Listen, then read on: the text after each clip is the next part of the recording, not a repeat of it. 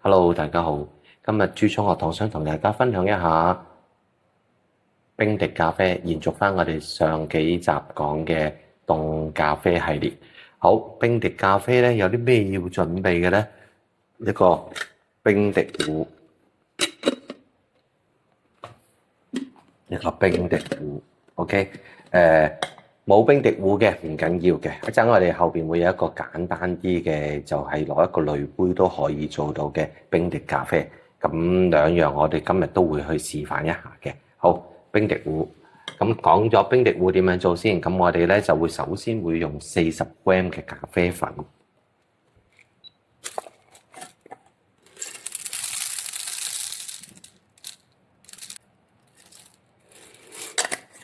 好，咁我研磨度咧比我哋手沖咧平時幼少少。咁咖啡粉準備好啦，咁就我哋就將個冰滴壺分咗3個嘅，一個係上層，一個中間放粉嘅，一個就下壺。咁我哋咧我比較中意咧就雖然佢有一個不鏽鋼嘅濾網喺度，但我都中意會放一個圓形嘅濾紙落去，跟住就將40g 嘅粉全部倒晒落去。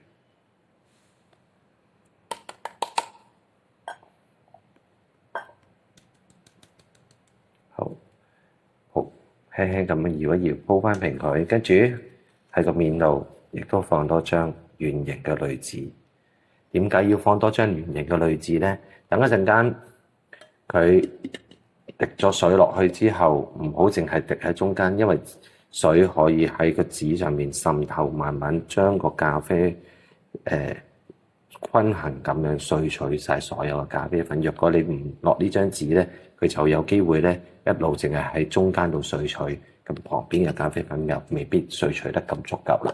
好，呢個我哋搞掂咗，準備一陣間備用。咁我哋咧今次會用1:12，40g 嘅咖啡粉1:12，咁總共就480ml。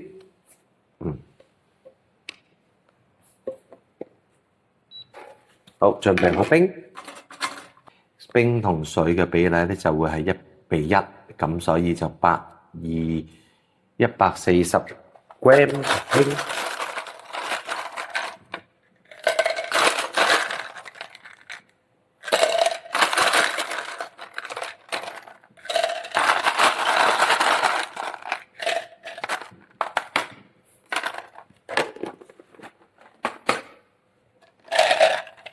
就加140ml 嘅水。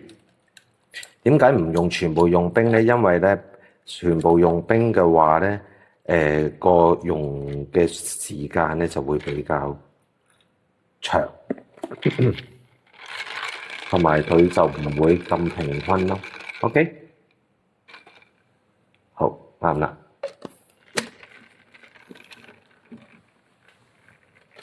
咁我哋咧就要測試一下啦。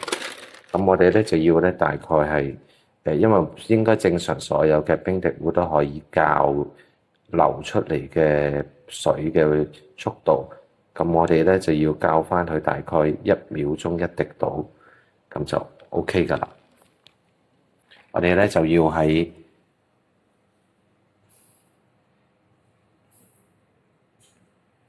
落完紙之後，我哋就喺上邊攞溫水，室溫水喺上面浸泡一下，等所有嘅咖啡粉都濕潤咗，咁一陣去浸冰滴嘅時候就會更加順暢啲。浸泡一下佢。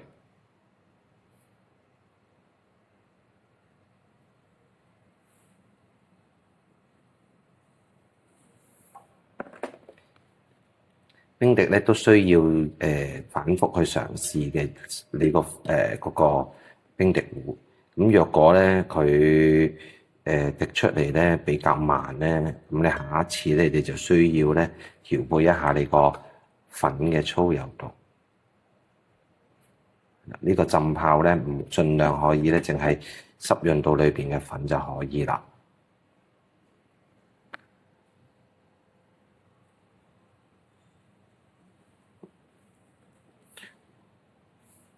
唔需要話浸到佢已經開始滴水，咁就比較理想啦。好，你今日睇到啲粉究竟已經係濕透咗未啊？因為你會見到有啲地方係下邊係未濕到嘅，咁可能裏邊中間都更加係未濕到嘅，所以我哋就落多少少水浸一浸佢。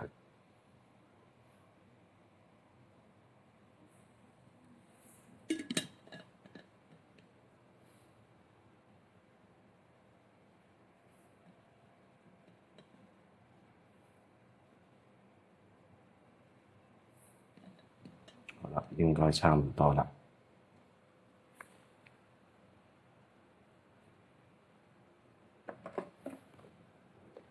好，頭先落完冰同水嘅比例，跟住就由得佢滴啦。咁我哋就測試咗頭先，佢已經係大概1秒鐘一滴。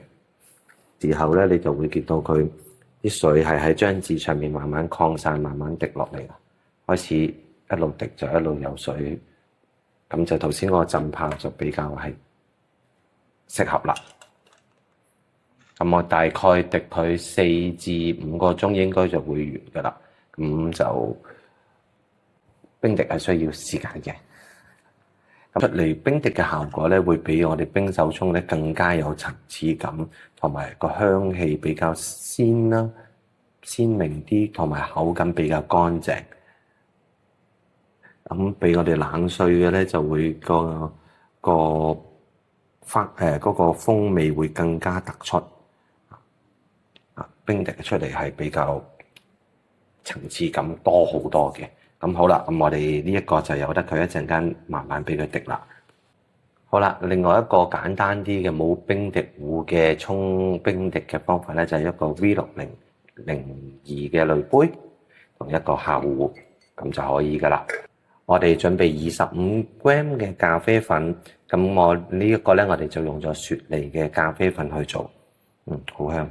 呢一個我哋會用1:10嘅比例，咁我哋就會研磨度就會係比我哋嘅手沖會幼少少嘅，咁但係呢一個嘅沖煮方法咧有少少嘅唔同，咁我哋需要準備92度嘅熱水，咁我哋第一泡咧，我哋會落咗粉之後咧，我哋會用熱水去做一個燜蒸嘅。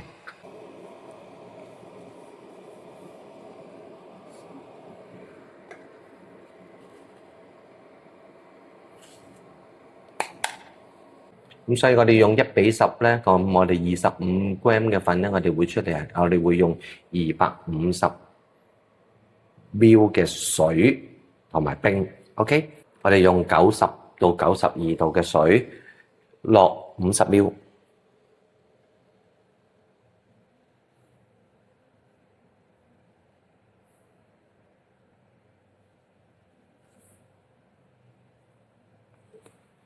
佢做一個燜蒸佢30秒。咁跟住咧，我哋一陣間咧就會放一張圓形嘅濾紙喺上邊，等一陣間佢哋冰落去嘅時候咧，更加均勻咁樣滴水落去。OK， 好啦，咁佢唔需要用任何嘢隔噶啦，咁直接就放冰喺個濾杯度。咁我哋落幾粒冰？頭先我哋係25g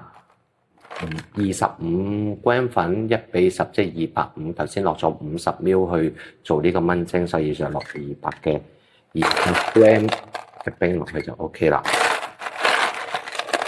均勻咁樣擺喺個濾杯上邊。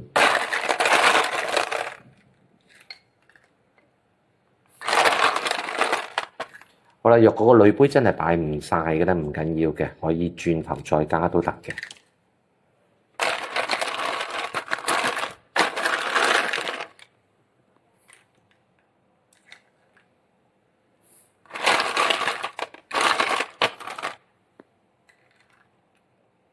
好，啱啱好250。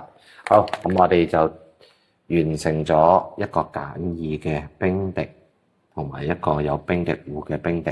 咁好啦，我哋等一陣間，大概幾個鐘頭之後，等佢哋完全滴晒之後，我哋就再去講俾大家聽點樣去再處理呢啲冰滴咗出嚟嘅咖啡。好啦，個濾杯裏邊嘅同埋呢個都冰滴都已經滴完啦，咁我哋就拎開，記住用一個密封嘅乾淨嘅裏邊嘅，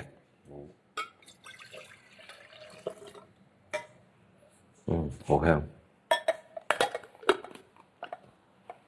好入起佢。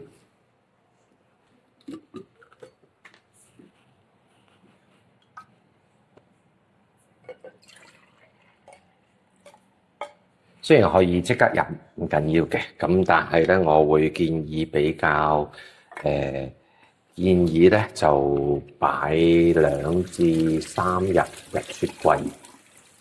一定記住，千祈記住一樣係要一個密封嘅容器放入去雪櫃，唔係就會吸咗雪櫃裏邊所有嘅其他嘅味道噶啦。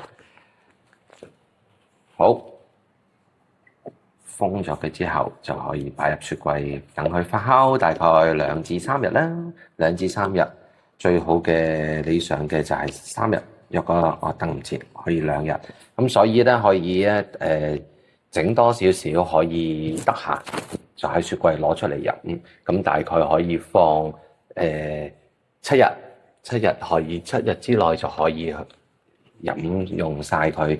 咁但係最發酵得最好嘅時間就係3日，第3日可以攞出嚟飲嘅咧，咁就非常之突出到冰滴咖啡呢一隻咖啡裏邊嘅所有嘅風味係最高峰係第3日。OK， 好，咁我哋雪咗佢先，轉頭嗰陣我哋就會再講一講今日我哋嘅用冰滴壺嘅沖煮參數，同埋個粉嘅粗幼度，同埋冇冰滴壺嘅用 V60濾杯嘅冰滴咖啡嘅沖煮參數。OK， 好，雪咗佢先。好啦，咁我哋講一講我哋嘅沖煮參數。用冰滴壺嘅我哋會用40 gram 嘅豆，研磨度比我哋手沖幼少少，水分比係1:12。咁跟住總水量咧就會係280 ml。咁我哋冰同水嘅比例係1:1。咁140 gram 嘅冰加140 ml 嘅常溫水，滴嘅速度咧大概係1秒1滴。OK， 咁跟住做完就可以飲得噶啦。咁我哋講一講，若果冇冰滴會用濾杯點樣去沖煮啦。咁我哋就會用25 gram 嘅豆，研磨度都係一樣啦，用比手沖幼少少。跟住水分比係會係1:10。咁我哋首先咧會用水溫大概90到95度嘅熱水去燜蒸，用50 ml 嘅水去燜蒸30秒。跟住之後就放張濾紙啦，若果有嘅就可以放張圓形嘅濾紙，冇話可以攞張平時用嘅V60嘅濾杯嘅濾紙剪一個圓形，咁跟住可以放喺上邊，跟住就放200 gram 嘅冰，直接到佢流完為止就可以飲用啦。咁都係啦，提醒大家啦，最好咧可以咧就放喺雪櫃裏邊啦，唔係冰格啊，雪櫃裏邊雪佢大概2至3日，第3日嘅風味係比較突出嘅。咁可以放嘅咧就保存期可以放到7日之內飲用。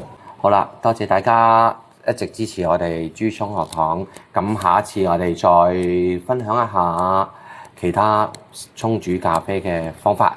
咁記得 follow 我哋，同埋俾個 like， 跟住 share 俾你身邊喜愛咖啡嘅朋友。好啦，我哋下次再見，拜拜。